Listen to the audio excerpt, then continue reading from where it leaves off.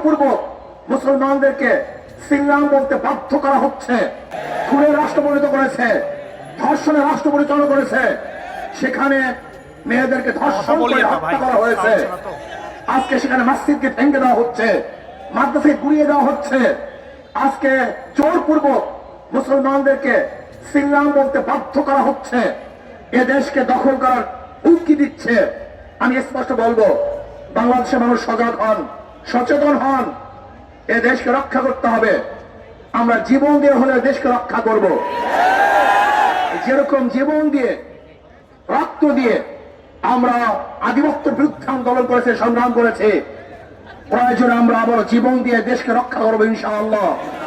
কোন অবস্থাতেই বিজিবি দেশ দখল করবে, আমাদের দেশে কর্তৃত্ব করবে, বাংলাদেশে একজন মুসলমান, একজন মুমিন জিন্দা থাকতে এই স্বপ্ন পূরণ করতে দেওয়া হবে না ইনশাআল্লাহ।